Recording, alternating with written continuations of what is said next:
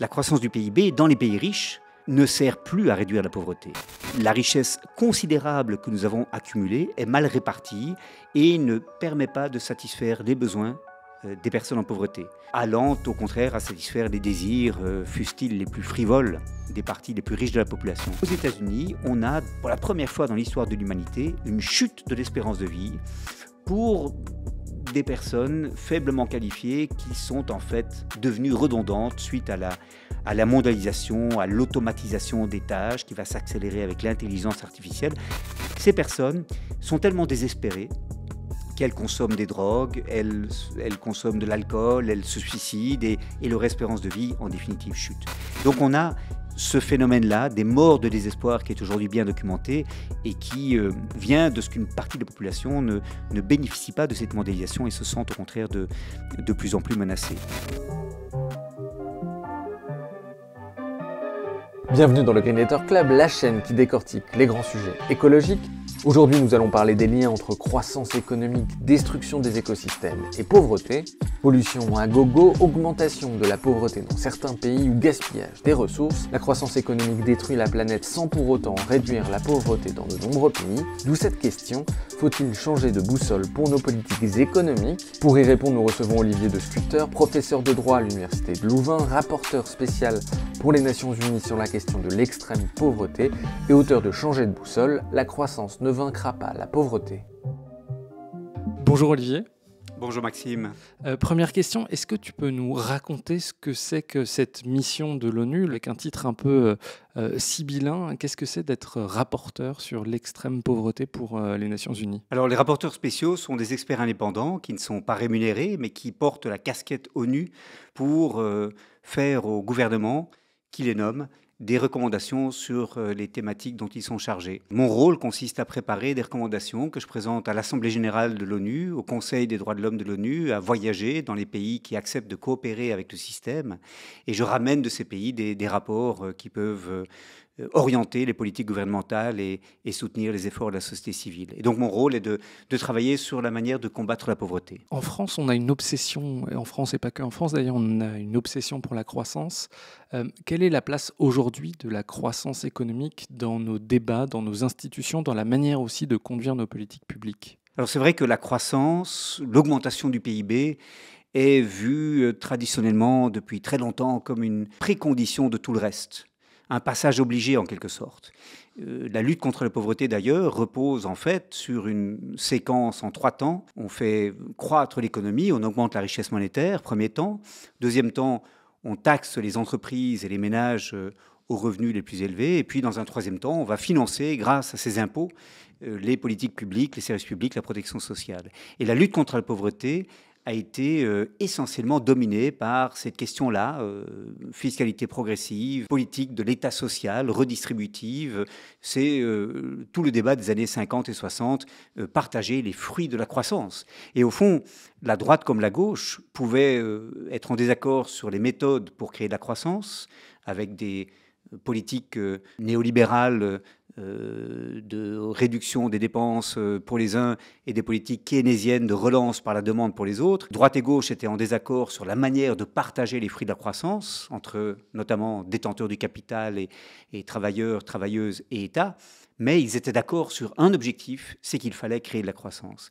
Et je crois que ça a beaucoup enfermé le débat sur la pauvreté et qu'il faut aujourd'hui être beaucoup plus imaginatif. Et mes efforts au cours des derniers mois consistent à attirer l'attention des gouvernements sur d'autres manières de réduire la pauvreté sans passer par la case croissance, qui me paraît extrêmement problématique et, pour tout dire, mortifère. Justement, à vous lire, on voit que la croissance a 2 problèmes. C'est que non seulement elle n'est pas capable d'être soutenable, c'est-à-dire que cette idée de croissance verte ne fonctionne pas, on n'arrive pas à augmenter la taille du gâteau sans puiser dans le stock de ressources et émettre plus de CO2. Et d'autre part, elle n'est pas non plus efficace sur la réduction de la pauvreté à bien des égards. Sur l'aspect écologique, en quoi aujourd'hui on peut dire que la croissance verte, cette croissance-là, n'est pas soutenable? Depuis 30 ans, depuis le sommet de la Terre de Rio de 1992, le mot de croissance verte est sur toutes les lèvres aux Nations Unies. C'est l'espoir que l'on puisse à la fois augmenter la richesse, faire croître l'économie, augmenter l'agitation de l'économie comme l'a décrit Timothée Parikh, d'une part, et d'autre part, réduire notre empreinte environnementale. Et ce que les études montrent, c'est que cela n'est tout simplement pas possible. Alors, c'est vrai que certains pays, au cours de certaines périodes, ont réussi, tout en continuant d'augmenter le PIB, à réduire, par exemple, les émissions de gaz à effet de serre, qui est sans doute le domaine sur lequel les politiques gouvernementales se sont le plus centrées au cours des années récentes. Mais, bien entendu, l'empreinte environnementale ne se limite pas aux émissions de gaz à effet de serre responsables du réchauffement de la planète. L'empreinte environnementale, c'est aussi l'érosion de la biodiversité, c'est d'autres formes de pollution, de déchets que les émissions de gaz à effet de serre, c'est l'extraction de ressources non renouvelables. Et si on examine ces empreintes-là, aucun pays jamais n'a réussi à faire croître la richesse sans augmenter ces impacts et donc franchir les limites planétaires telles que les définit Johan Rockström. Et donc, je crois que la croissance verte est un mythe. Il faut renoncer à l'idée qu'on peut croître sans impacter l'environnement si on veut bien prendre au sérieux l'ensemble de ces empreintes que nous causons par nos manières de consommer et de produire. Oui, la croissance économique, c'est l'augmentation de la production de biens et services. Donc on imagine bien que plus on produit, plus on utilise de ressources et plus on émet de CO2. Le gros sujet sur la croissance économique, c'est la croissance verte, c'est le fameux découplage. Donc c'est réussir à découpler d'un côté la production de biens et services, de l'autre les émissions de CO2 ou la consommation de ressources. Ce qu'on analyse dans les études, c'est quoi précisément? Il y a certains pays qui ont réussi un petit peu à baisser leur intensité carbone ou leur intensité matière, mais de manière absolue, on n'arrive pas du tout, pas vraiment, à aller baisser substantiellement nos émissions de CO2 comme il faudrait pour répondre à l'accord de Paris ou pour limiter de taper dans le stock de ressources. Oui, c'est vrai que nos méthodes de production et nos modes de consommation nous amène à un découplage relatif, c'est-à-dire que par valeur produite dans l'économie, on consomme un peu moins de ressources et on émet un peu moins de pollution et de déchets que sans les technologies vertes et propres que nous avons introduites et sans réexaminer de vie. Mais ce découplage n'est que relatif. Ce qu'il faudrait, c'est un découplage absolu, c'est-à-dire une augmentation de la richesse accompagnée d'une réduction de l'empreinte environnementale. Et ce découplage absolu, c'est très simple, nous n'y arrivons pas. La croissance du PIB, l'indicateur de la richesse produite sur une période donnée dans un pays, la croissance du PIB implique forcément l'utilisation d'énergie, la consommation de ressources, l'émission de déchets. Et ces déchets, les écosystèmes arrivent de moins en moins à les absorber, ces ressources, la Terre arrive de moins en moins à les fournir.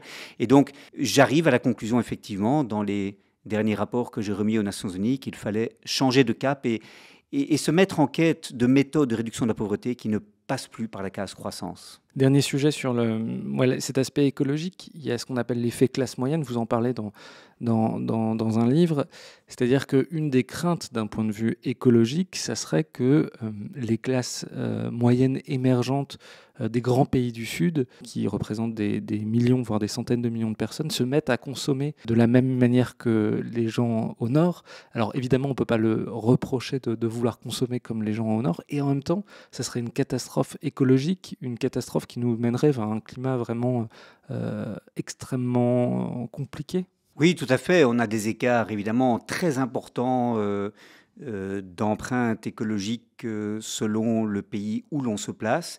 Si l'on ne tient compte que d'un seul indicateur, que sont les tonnes d'équivalent dioxyde de carbone émises par personne, nous sommes dans des pays comme la Belgique ou la France autour de 10 tonnes par habitant et par personne, alors qu'on est à des niveaux 3 fois, 4 fois moindres dans des pays d'Asie du Sud ou d'Afrique. Ce qu'on constate, c'est ça l'effet classe moyenne, c'est qu'à partir d'un certain niveau de revenu moyen par personne dans les pays émergents, les modes de vie occidentaux, avec de temps en temps un voyage en avion, avec la voiture individuelle, avec les appareils électroménagers, etc., se généralisent et ce sont des modes de vie auxquels toute la population commence à aspirer. C'est l'effet de l'urbanisation, de l'augmentation des revenus qui explique cela. Et donc on a dans des pays comme aujourd'hui l'Inde, les Philippines, l'Indonésie, il y a une dizaine d'années la Chine, on a ce basculement soudain vers des modes de consommation qui au fond imitent les modes de consommation qui sont généralisés en Occident. Et comme vous le dites à juste titre, on peut comprendre ce souci de consommation et cette fascination que peut exercer le mode de vie occidental avec toute l'opulence et le gaspillage qui les caractérise, mais cela n'est pas tenable.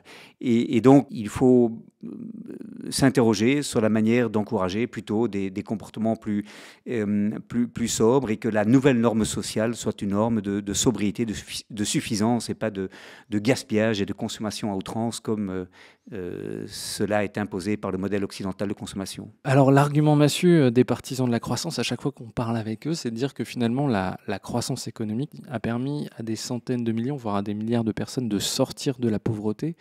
Qu'est-ce qu'il en est aujourd'hui? Est-ce que la croissance économique permet de sortir de la pauvreté? Est-ce que c'est vrai partout dans le monde? Est-ce que c'est vrai au nord comme au sud? Alors, il y a deux précisions à apporter sur ce débat complexe. La première, c'est qu'un pays n'est pas l'autre et que la croissance du PIB, c'est-à-dire la totalité de ce qui est produit ou consommé dans un pays sur une période donnée, la croissance du PIB dans les pays riches ne sert plus à réduire la pauvreté. En réalité, si la pauvreté persiste dans les pays riches, c'est parce que la richesse considérable que nous avons accumulée est mal répartie et ne permet pas de satisfaire les besoins des personnes en pauvreté, allant au contraire à satisfaire les désirs, fussent-ils les plus frivoles, des parties les plus riches de la population. Donc dans les pays riches, il est devenu faux de dire que la croissance est nécessaire à la réduction de la pauvreté ou sert cet objectif. Dans les pays à très faible revenu, dans les pays très pauvres, on peut effectivement reconnaître que l'augmentation de la richesse est nécessaire à condition qu'elle soit bien investie pour des infrastructures de communication, pour construire des écoles, des hôpitaux et augmenter les salaires dans la fonction publique. Et donc il y a beaucoup de besoins non satisfaits dans ces pays-là qui doivent effectivement encore avoir le droit de croître. Et donc le grand problème que j'affronte aux Nations Unies, c'est que je dois parler au Nord comme au Sud, faire des recommandations à l'échelle globale, mais les recettes pour le Nord ne sont pas celles qu'on doit faire pour le Sud. Et j'affronte ce problème de l'interdépendance entre le Nord et le Sud. Beaucoup de pays très pauvres aujourd'hui ne se développent qu'en exportant vers les économies des pays de l'OCDE, où des consommateurs, des consommatrices riches ont un pouvoir d'achat leur permettant d'utiliser les ressources des pays du Sud pour satisfaire leur désir de consommation. Et cette interdépendance fait que si le Nord ralentit sa croissance, si une crise frappe le Nord, on l'a vu d'ailleurs avec la grande crise financière de 2009-2010 ou avec la crise de la pandémie du Covid-19, ça a des impacts considérables sur les pays du Sud qui dépendent de l'accès à ces marchés pour continuer de se développer. Et donc mon message aux Nations Unies, c'est de dire qu'il faut découpler le développement du Nord du développement du Sud. Il faut que le Sud recherche des voies de développement qui ne reposent plus sur la croissance infinie au Nord, qui n'est tout simplement pas soutenable et qui en plus n'est pas désirable, qui crée davantage d'inégalités qu'elle n'en résorbe. Justement, vous écrivez qu'au Nord, la croissance a plutôt tendance à faire augmenter la pauvreté. Alors c'est un paradoxe assez évident. Est-ce que vous pouvez expliquer ce que vous voulez dire par là? Je crois que, si vous voulez, on est arrivé à un point dans les pays riches où la croissance est devenue contre-productive, ou comme l'écrivait Herman Daly, anti-économique. C'est-à-dire que plus la croissance continue, plus dans le panier des biens que l'on consomme, on aura des biens qui sont dits positionnels, des biens qui ne sont intéressants que parce qu'ils permettent de se classer par rapport à d'autres. Une montre, une voiture, un yacht pour les très très riches. Oui, voilà, c'est ce que Thorstein Veblen appelait la consommation ostentatoire. De plus en plus de notre consommation est dictée par les modes, par le souci de rivalité sociale, par l'anxiété de ne pas pouvoir consommer autant que les autres et donc se sentir membre de la communauté. Et donc, la croissance sert de moins en moins à satisfaire les besoins essentiels. Et en même temps, l'augmentation de la croissance a des impacts sur l'environnement de plus en plus importants en termes d'extraction de ressources, d'érosion de la biodiversité, de pollution variée créée dans les pays où cette croissance se poursuit. Et donc, à un moment donné, si vous voulez, les effets négatifs l'emportent sur les effets positifs de la croissance. On a passé ce cap-là. Et en outre, la croissance a cet effet pervers que elle conduit à ce qu'un groupe de la population qui bénéficie de la croissance adopte des modes de consommation, des comportements d'achat qui conduisent au déclassement des autres, qui se sentent exclus, même quand ils ont plus ou moins de quoi se nourrir décemment, un toit sur la tête et la capacité de payer les soins de santé et l'école pour les enfants, mais qui se sentent déclassés socialement parce qu'ils n'arrivent pas à rivaliser avec les modes de consommation des plus riches. Et donc, ces personnes sont victimes d'exclusion sociale, se sentent à risque de pauvreté, vivent dans l'anxiété du déclassement, même quand leurs besoins matériels essentiels sont satisfaits. Et c'est en ce sens-là que la pauvreté perdure. En Europe, on a encore une partie importante de la population, 94 millions de personnes dans l'Union européenne, 21% de la population qui sont à risque de pauvreté ou d'exclusion sociale. La plupart de ces personnes ne sont pas des personnes qui sont à ce point pauvres qu'elles ne parviennent pas à satisfaire l'essentiel de leurs besoins. Elles ne souffrent pas de privation matérielle extrême, mais elles sont avec des revenus insuffisants pour leur permettre de rivaliser avec les autres, et elles ressentent cet effet d'exclusion sociale. C'est-à-dire, contrairement à l'Asie, à l'Afrique, à l'Amérique du Sud, où il y a des questions de sous-nutrition chronique, où il y a des gens qui n'arrivent pas à manger, en Europe, les questions de pauvreté, c'est pas ça, c'est l'impossibilité d'acheter un portable, l'impossibilité d'avoir une connexion Internet, l'impossibilité de se chauffer correctement. C'est ça, aujourd'hui, la pauvreté en Europe. C'est comme ça qu'elle se matérialise. Aujourd'hui, en Europe, il est vrai qu'on se sent exclu quand on n'a pas accès à certains gadgets électroniques ou certains types de consommation qui sont la norme sociale. Le fait de posséder un smartphone, le fait de pouvoir, en tout cas dans les zones périphériques et rurales, se déplacer en voiture, cela fait partie de cela. En même temps, il y a des ménages qui n'arrivent pas à se nourrir décemment, et l'alimentation est par excellence la variable d'ajustement quand le coût de la vie augmente et que les dépenses non compressibles augmentent. Dans beaucoup de pays d'Europe, on a été témoin au cours des 20 dernières années d'une extraordinaire augmentation des coûts du logement, les loyers que l'on doit payer pour son appartement. Et du coup, comme le logement, on n'a pas le choix que de consacrer une partie importante de ses revenus à se loger, c'est sur l'alimentation qu'on va faire des économies. Et les personnes en pauvreté, même si elles mangent à leur faim, elles mangent mal. Elles sont victimes de la malbouffe qui est la cause de maladies cardiovasculaires, de cancers gastro-intestinaux, de diabète de type 2, etc. Et donc ce sont en fait les premières victimes de ce modèle low cost de l'alimentation qui est une mauvaise réponse au problème de l'absence de pouvoir d'achat. Et juste sur cette question de l'augmentation des loyers, une des raisons pour lesquelles les loyers ont tellement augmenté, c'est que les inégalités ont augmenté dans tous les pays de l'OCDE depuis une quarantaine d'années. Et ceci a permis aux plus riches dans la population de payer plus cher leur logement. Une spéculation sur le foncier et sur l'immobilier a été la conséquence de cette concentration de richesses. Et dans une ville comme Bruxelles, ma ville, on a à la fois des personnes très riches et des personnes très pauvres. Et le fait qu'il y ait des personnes très riches qui puissent payer des loyers très élevés fait que les loyers, pour tout le monde, vont augmenter au détriment de la capacité pour les ménages les plus précarisés de se loger décemment.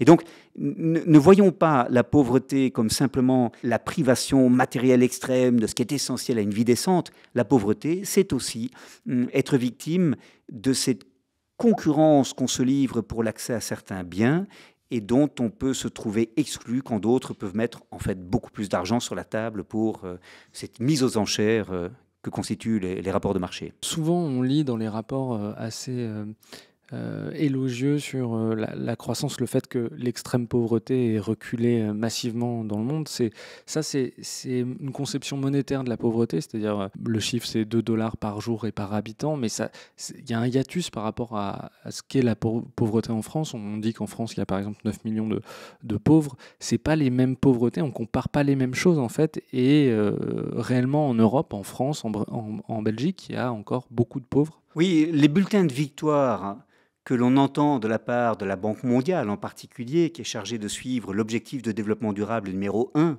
éradication de la pauvreté à l'horizon 2030, ces bulletins de victoire reposent sur une mesure de la pauvreté monétaire qui est totalement ridicule. La mesure aujourd'hui, c'est 2,15 dollars américains par personne et par jour en pouvoir d'achat de 2017 aux États-Unis. En d'autres mots, on est pauvre si on n'a pas la capacité de se payer ce que 2,15 dollars permettait de payer aux États-Unis en 2017. Ça veut dire par exemple en France, cette extrême pauvreté, elle correspond à une soixantaine d'euros par mois, c'est ça? Oui, donc c'est tout à fait ridicule.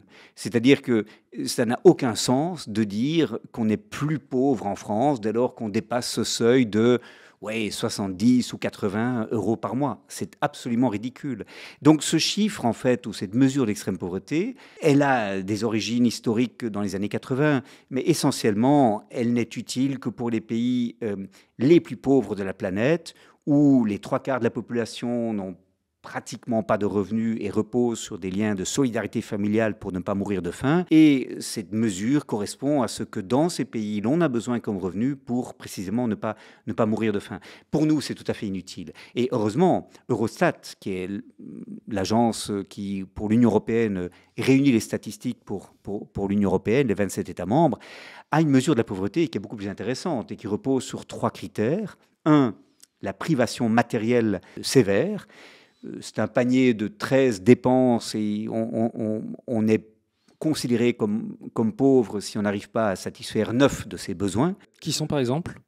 Par exemple, une semaine de vacances hors de chez soi par an, un repas avec des protéines animales tous les 2 jours, 2 paires de chaussures en bon état de marche, etc. Donc c'est des biens essentiels à une vie digne, en fait. Donc ça, c'est la pauvreté extrême qui touche aujourd'hui 21 millions de personnes dans l'Union européenne. Premier critère de la pauvreté, ça c'est l'extrême pauvreté. Et puis, deuxièmement, il y a les personnes qui vivent dans des ménages à faible intensité de travail. En substance, c'est des ménages où les parents sont au chômage, sans emploi. Et là aussi, ce sont des personnes à risque de pauvreté, y compris quand leurs besoins essentiels sont satisfaits. Et puis, troisième catégorie, c'est la plus importante, ce sont les ménages dont les revenus sont inférieurs à 60% du revenu médian. Et ça, c'est la pauvreté relative plutôt qu'absolue.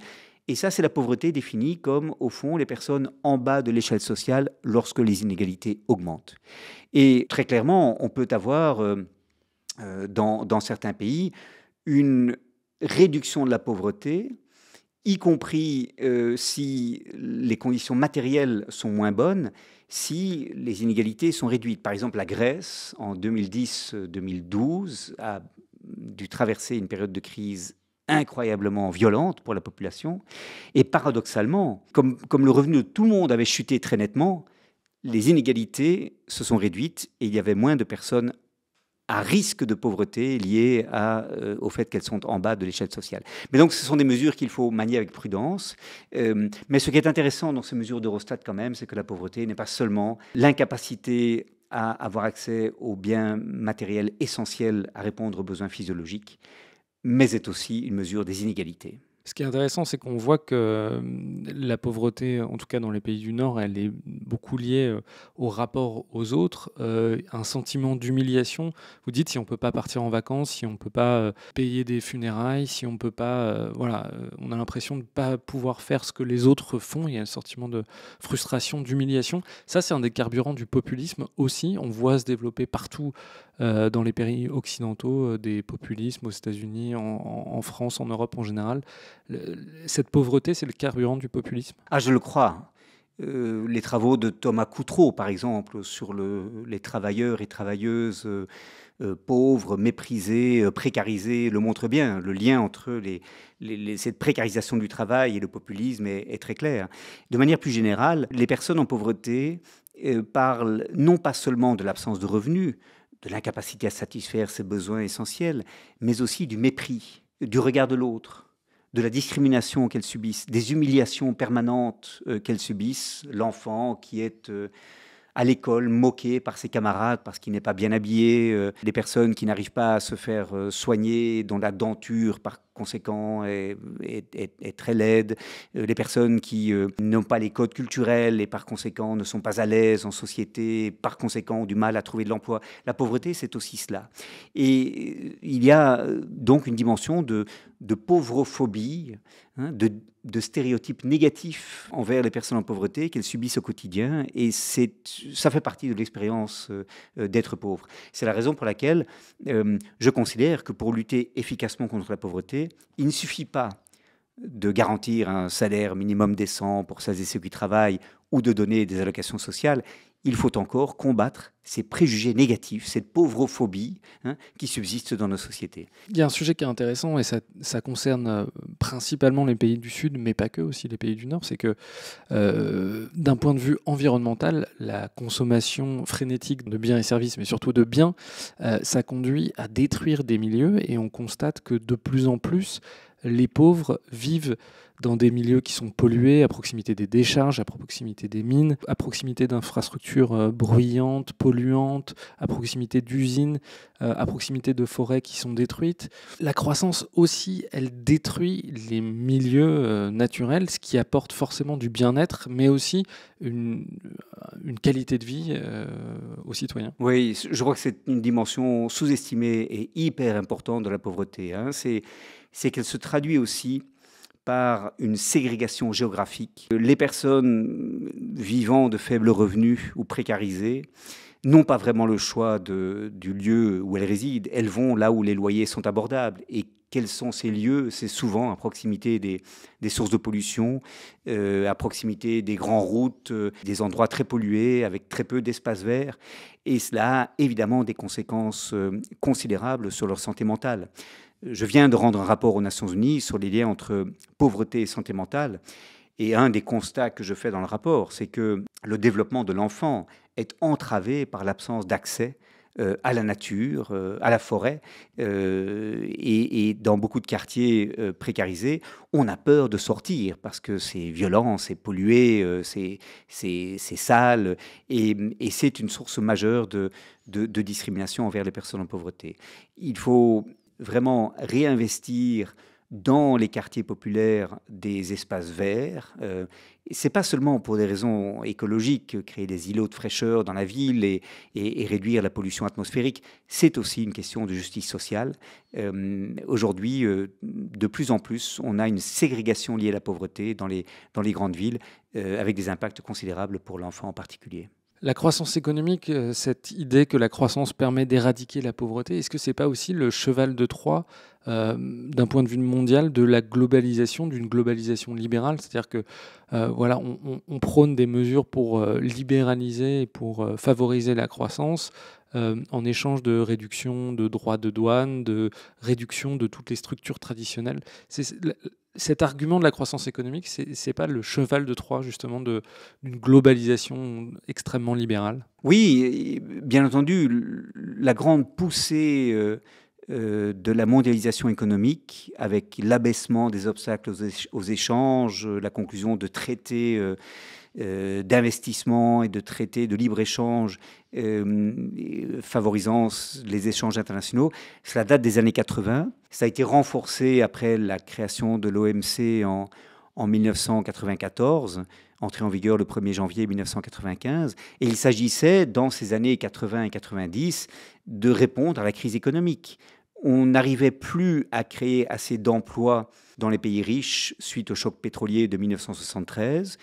On avait des déficits publics massifs liés à l'obligation pour les États de soutenir les personnes mises au chômage. Et donc, on a été chercher la croissance à travers l'accélération de la mondialisation des échanges. Et c'est là, effectivement, que la croissance devient contre-productive ou anti-économique. Parce que c'est libéralisation commerciale, cette libéralisation des investissements, cette création d'un climat dit favorable aux investissements, en fait, cela conduit à disqualifier toute une série de personnes dans les secteurs de l'économie qui sont les moins compétitifs, pour tous les métiers qui sont aisés à délocaliser, soit les employeurs, les entreprises délocalisent effectivement, soit jouent de cette menace de délocalisation pour obtenir des concessions de la part des syndicats. On appelle ça le chantage à l'emploi. Et on a, en définitive, une masse de travailleurs et travailleuses précarisés, fragilisés, dont le sentiment de redondance aujourd'hui se traduit dans des statistiques effrayantes qui montrent qu'aux États-Unis, par exemple, un groupe de la population, les travailleurs et travailleuses blanches, faiblement qualifiés, voient leur espérance de vie chuter. Les travaux de Angus Deaton et Anne Case, qui ont publié en 2020 un livre qui s'appelle « Mort de désespoir, l'avenir du capitalisme », le montrent. Aux États-Unis, on a, pour la première fois dans l'histoire de l'humanité, une chute de l'espérance de vie pour des personnes faiblement qualifiées qui sont en fait devenues redondantes suite à la mondialisation, à l'automatisation des tâches qui va s'accélérer avec l'intelligence artificielle. Ces personnes sont tellement désespérées qu'elles consomment des drogues, elles consomment de l'alcool, elles se suicident et leur espérance de vie, en définitive, chute. Donc on a ce phénomène-là, des morts de désespoir qui est aujourd'hui bien documenté et qui vient de ce qu'une partie de la population ne bénéficie pas de cette mondialisation et se sent au contraire de plus en plus menacée. Et d'ailleurs, on a des statistiques qui montrent que non seulement l'espérance de vie diminue pour cette catégorie de la population, mais en outre, elle est nettement moindre pour les personnes en pauvreté que pour les personnes plus riches. À quelques kilomètres de distance, on a, dans une ville comme Bruxelles, des différences d'espérance de vie de 8 à 9 années en fonction du lieu où l'on habite, du quartier plus ou moins pauvre ou au contraire plus ou moins riche où l'on habite. Donc on a une société dont la richesse générale a augmenté, avec un taux de croissance de 2% par an, la taille de l'économie double en 35 ans, mais les personnes se sentent moins solidaires les unes des autres, elles se sentent de plus en plus fragilisées, elles vivent dans l'anxiété du déclassement social, elles sont en définitive moins heureuses. On a l'impression que pour bon nombre d'États, et y compris les États qui sont censés être puissants, comme en Europe, l'Allemagne, la France, on a l'impression que dès lors qu'une société, qu'un gouvernement veut mettre en place des mesures pour lutter contre la précarisation, des mesures sociales ou des mesures écologiques, pour mettre des contraintes justement aux grandes entreprises, finalement, on voit ça comme un affront aux investisseurs. Toute mesure contraignante paraît comme un affront au commerce. C'est un constat que vous partagez ? Oui, les États sont victimes d'un chantage, si vous voulez. Un modèle de développement qui repose sur la croissance est un modèle de développement qui donne aux grandes entreprises un poids considérable dans la décision politique. Elles peuvent imposer aux États leur point de vue. Pourquoi ? Pas en raison de la corruption à laquelle elles s'adonnent ou du lobbying de la politique que leurs avocats permettent d'effectuer. Non, elles peuvent influencer les États parce qu'elles sont les championnes, ces entreprises, des économies d'échelle, des longues chaînes d'approvisionnement, de la logistique complexe, des chaînes mondiales d'approvisionnement.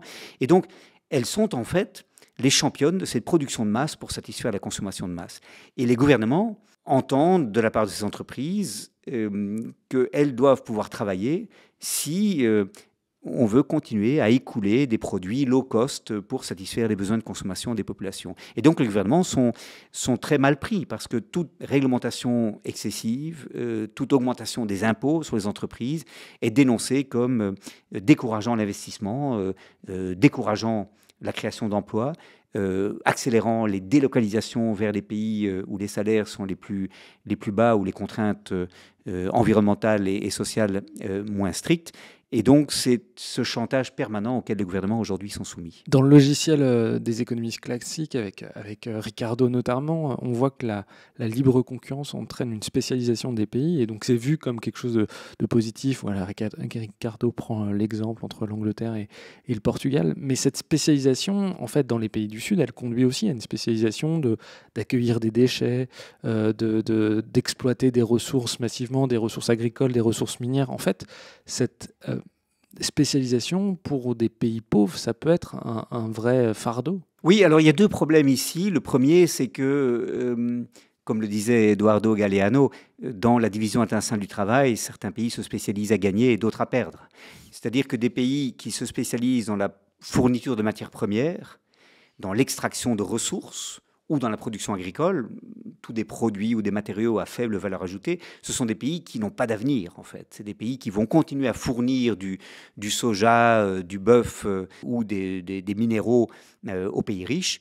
Et c'est dans les pays riches qu'on va créer vraiment de la valeur, quitte à revendre aux pays pauvres ce que ceux-ci n'ont pas su transformer chez eux. Donc ça, c'est un premier problème de la division du travail, et c'est une première limite du raisonnement que David Ricardo a effectivement introduit, rappelons-le quand même, au début du XIXe siècle. Et puis le deuxième problème, c'est qu'il y a un curseur à situer entre, d'un côté, l'efficience qui passe par la spécialisation et les économies d'échelle, et de l'autre côté, la résilience. La résilience, elle suppose non pas l'uniformité dans certaines zones géographiques, elle suppose la diversité. Et cette diversité, par un simple effet de portefeuille, elle permet de mieux résister aux chocs, elle permet à chaque région de davantage subvenir à ses propres besoins sans trop dépendre de chaînes d'approvisionnement fragiles, comme on l'a vu au cours de la crise du Covid-19 ou après l'invasion de l'Ukraine par la Russie. Et donc, cette résilience, elle suppose qu'on crée au sein de chaque territoire, au sein de chaque biorégion, une plus grande diversité pour réduire sa dépendance à l'égard des importations, pour tout produits qualifiés de stratégiques en matière d'alimentation, d'énergie ou de santé.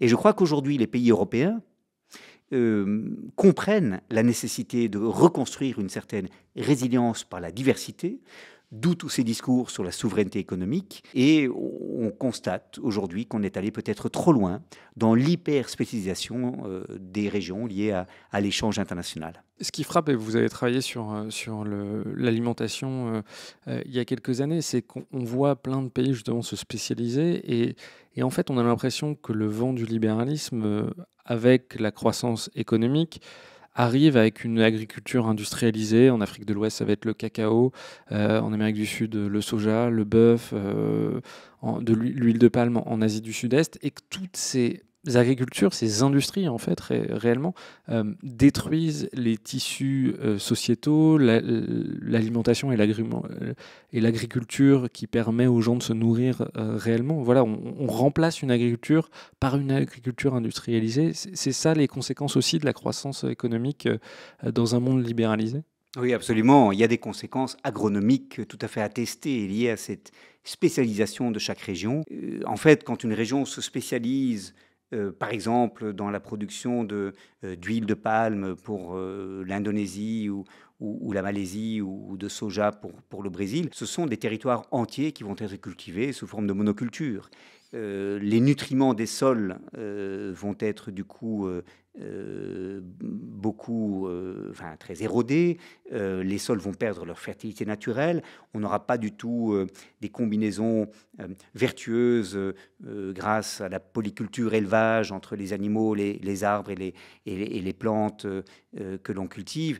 Et donc, au fond, cette spécialisation, cette agriculture d'exportation, elle est très problématique pour la santé des sols. Et la capacité des sols à fonctionner comme réservoir de biodiversité, à fonctionner comme puits de carbone, à fonctionner aussi comme moyen de filtrer l'eau pour maintenir le cycle de l'eau, toutes ces fonctions importantes que remplissent des sols en bonne santé, eh bien les sols détruits par les monocultures dans l'agriculture industrielle, ils ne peuvent plus les fournir. Donc c'est vrai qu'il y a des conséquences agronomiques attestées à cette hyperspécialisation.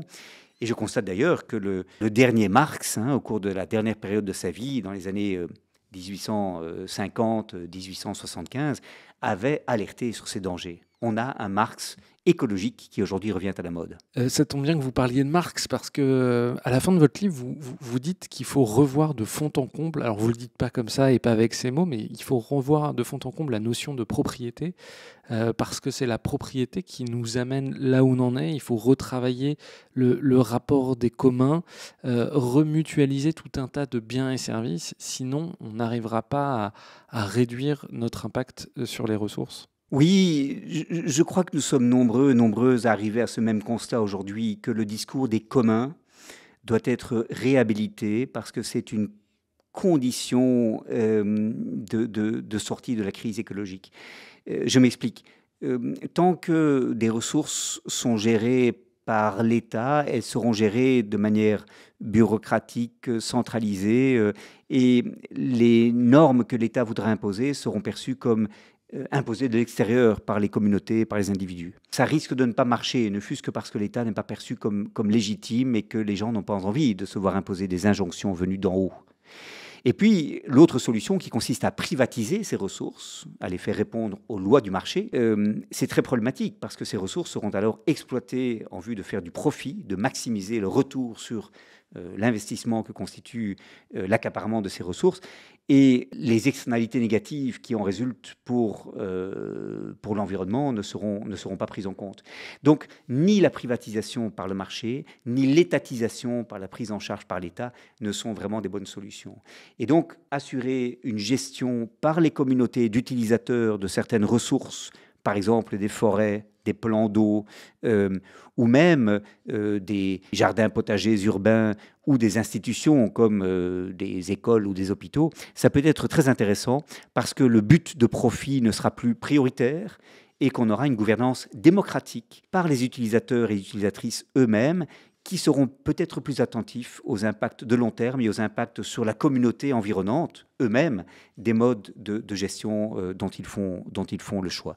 Donc c'est une manière, si vous voulez, de démocratiser non pas seulement l'État, mais aussi l'économie. Moi, je suis convaincu que si on ne démocratise pas l'économie, si on ne traduit pas l'exigence démocratique aussi dans la manière dont les choix économiques sont faits, on va rester dans cette impasse écologique et on va approfondir cette impasse. Là-dessus, vous en parliez un petit peu tout à l'heure, mais je trouve que c'est une notion intéressante. Vous disiez que l'État, en fait, les gouvernements pouvaient déposséder les citoyens de leur capacité de choisir leur avenir en privatisant notamment. Un gouvernement peut très bien décider de privatiser les autoroutes, les chemins de fer, la santé, tandis que sur les communs, c'est pas possible de le faire. Donc il y a une... Voilà... En fait, sous pression des grandes entreprises et des groupes d'intérêt, les États occidentaux ont dédémocratisé la société petit à petit depuis les années 80. Oui, tout à fait. Et d'ailleurs, ces vagues de privatisation ont été au départ encouragées par des institutions financières internationales qui pensaient que c'était une bonne manière pour l'État de se désendetter dans un contexte où la dette publique avait augmenté considérablement suite à la crise économique. Privatiser des entreprises publiques, privatiser des services publics, c'était une manière pour l'État, au fond, de faire rentrer de l'argent à court terme. Mais cela a introduit une logique marchande dans la fourniture de services publics qui a fragilisé beaucoup de personnes au pouvoir d'achat plus faible, et cela introduit une logique de profit, de marchandisation, y compris pour la fourniture de services essentiels dans des domaines comme l'éducation, la santé, le transport, etc. Et finalement, cela a des conséquences extrêmement problématiques. Vous disiez à mots couverts qu'en fait, les citoyens devaient pouvoir avoir leur capacité de décision dans la manière dont sont gouvernées les entreprises, mais aussi dans la manière des orientations technologiques, par exemple. Comment ça pourrait être envisagé que les citoyens se mettent à dire tel type de technologie on en veut, tel type de technologie on n'en veut pas. On a du mal à voir comment ça pourrait fonctionner parce qu'on est baigné dans un univers libéral. Oui, tout à fait. Et la question du développement technologique est, à mon avis, un angle mort dans beaucoup de débats aujourd'hui sur la transformation écologique, avec peut-être l'exception remarquable de Philippe Biwix, qui fait l'éloge des low-tech. Quel est le problème? Il est double.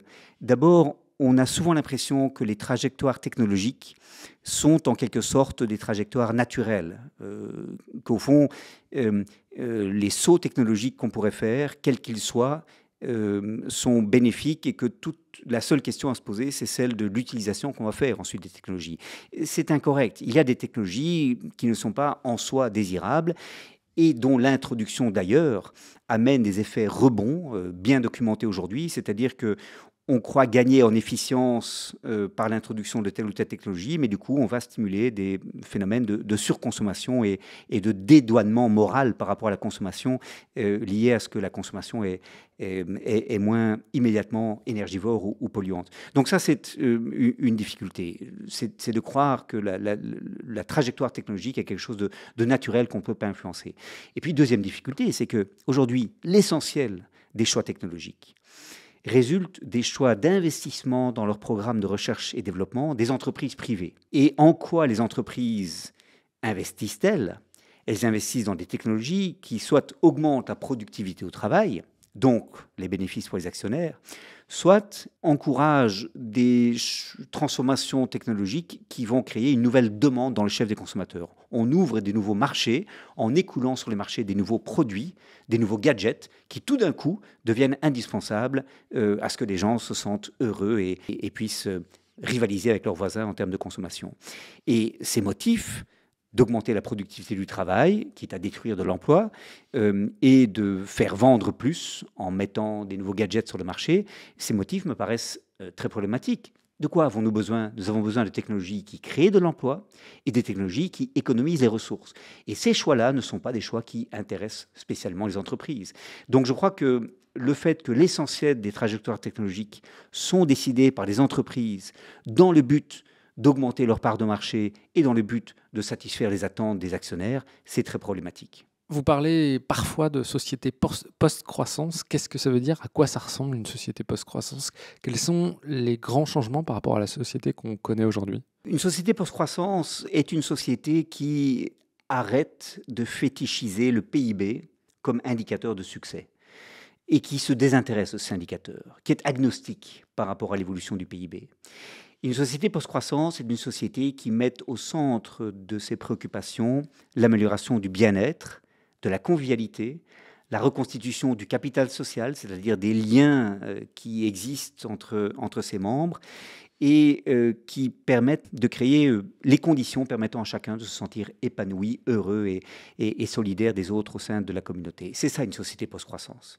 Et ce qu'il faut pour la réaliser, c'est d'abord prendre conscience que dans une société où c'est le marché qui va dicter ce que l'on va produire et ce à quoi on va investir des ressources, on va satisfaire les besoins des personnes ayant un pouvoir d'achat élevé parce que c'est elles qui forment la demande que le marché enregistre. Le marché ne répond pas aux besoins des gens. Le marché répond à la demande exprimée en pouvoir d'achat. Et le marché va répondre aux demandes des plus riches si ceux-ci peuvent mettre sur la table de l'argent permettant d'accaparer les ressources pour satisfaire leurs besoins ou leurs désirs, fussent-ils les plus frivoles d'entre eux. Et ça, c'est un problème.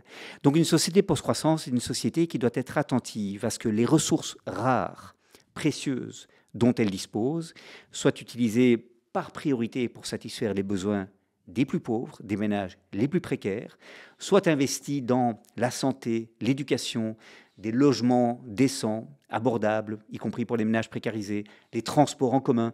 Tous ces investissements sont nécessaires. Ce qui n'est pas nécessaire, c'est de produire des yachts, des jets privés, des voitures superpuissantes, même des villas à 4 façades.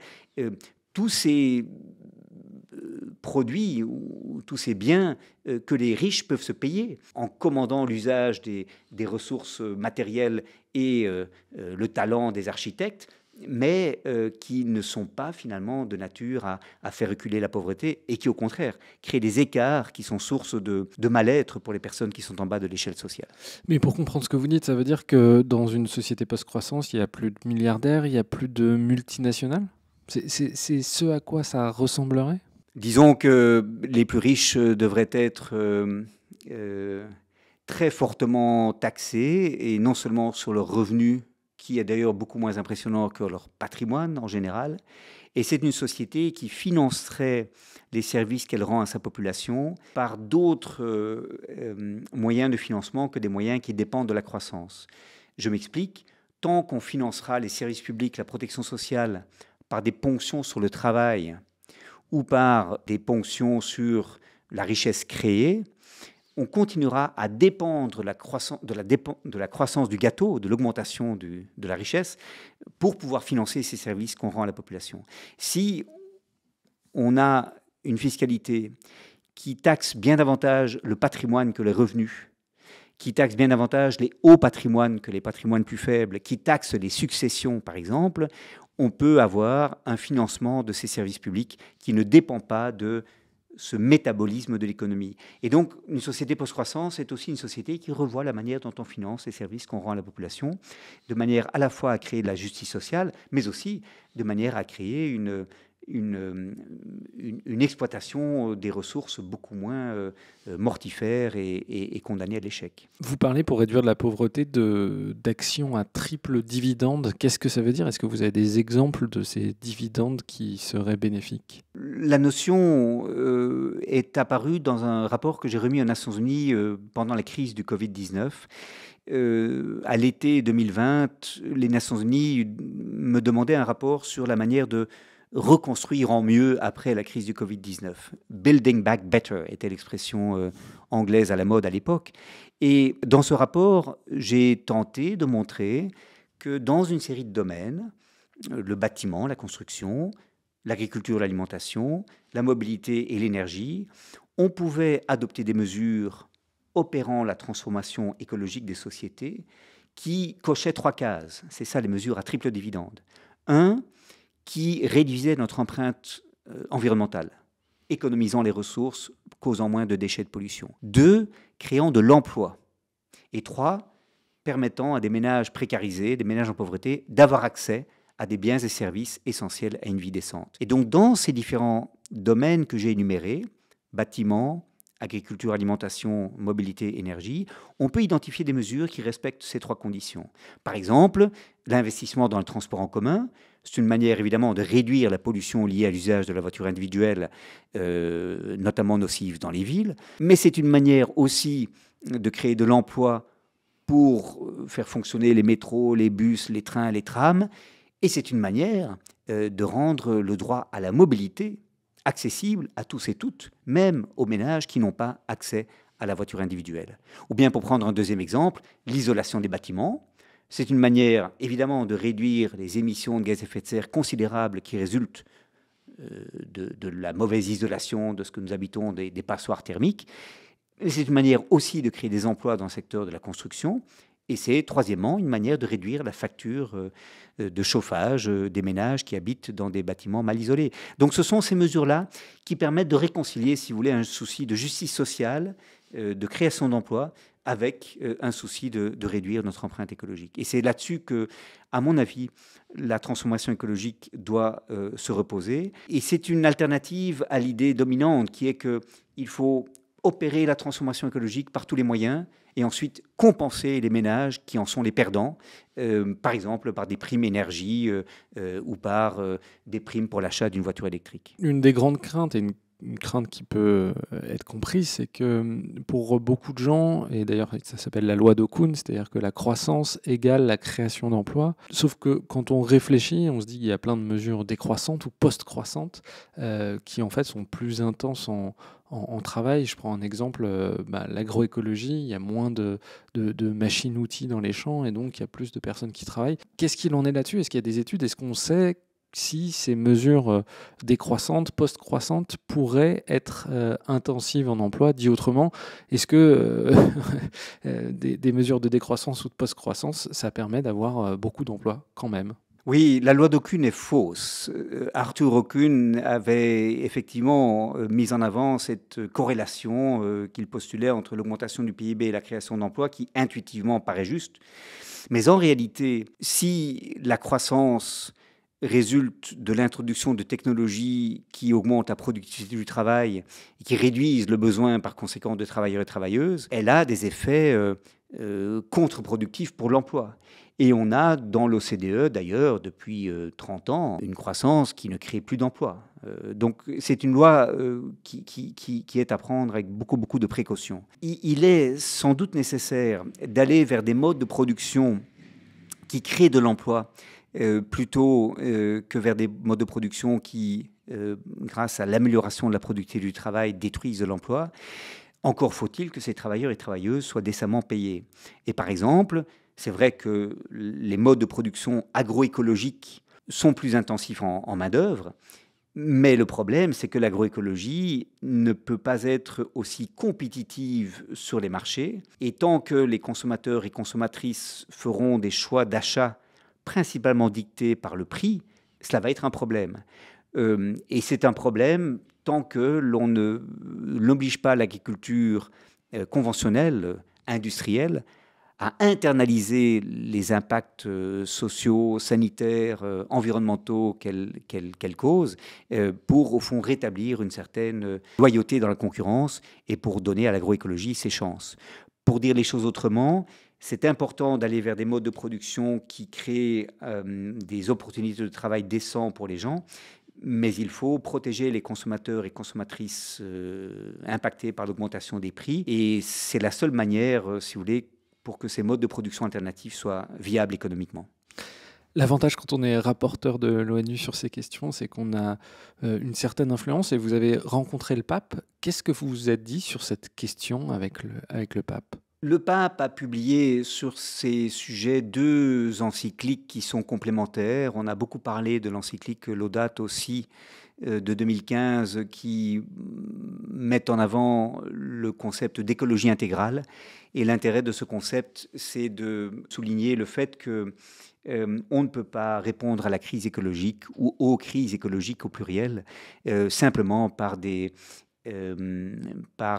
sauts technologiques. Que la crise écologique est au fond une crise existentielle liée à notre rapport à ce qui nous environne et aux générations futures. Et puis il a publié une encyclique qui s'appelle Fratelli Tutti, tous frères, qui met l'accent sur la dimension sociale de la transformation à opérer et sur l'exigence de prendre soin les uns des autres, et notamment des personnes migrantes qui sont les victimes de notre course incessante au profit et à notre perte d'humanité. Donc j'ai rencontré le pape en septembre 2022. L'intérêt principal de la rencontre est que cela m'a stimulé à réfléchir au lien entre justice sociale et écologie dans mon mandat de rapporteur spécial des Nations Unies et à proposer aux Nations Unies d'ouvrir ce chantier de la post-croissance qui, aux Nations Unies, est encore largement tabou.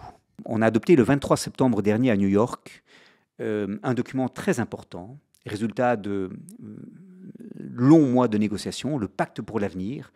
Et ce Pacte pour l'avenir invite certes les États à se doter d'indicateurs de progrès, d'indicateurs de développement durable au-delà du PIB ou en complément du PIB, mais en même temps, on a dans le Pacte pour l'avenir une référence, par exemple, à la nécessité de stimuler le commerce pour favoriser le développement des pays les plus pauvres. Donc on est un peu, je dirais, à une fourche ou à un moment un peu charnière dans la réflexion au sein de l'ONU.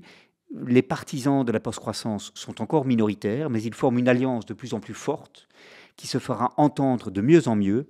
Et mon rôle, en toute modestie, c'est de donner à ces acteurs et actrices-là, dans des institutions comme la CNUSED, comme l'Organisation internationale du travail, comme l'UNICEF ou le PNUD, le Programme des Nations Unies pour le développement, donner à ces acteurs et actrices le sentiment qu'ils appartiennent à une nouvelle vague de réflexion qui peut-être pourront nous amener vers une trajectoire plus durable.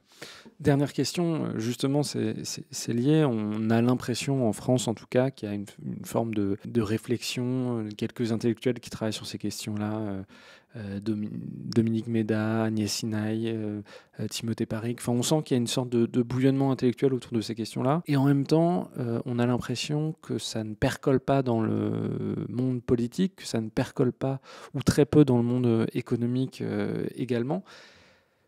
Toutes ces questions de décroissance, post-croissance, à quel point justement elles ont une influence et à quel point elles percolent dans le monde intellectuel, politique et dans les hautes sphères des dirigeants. Oui, vous avez cité quelques intellectuels pour qui j'ai le plus grand respect.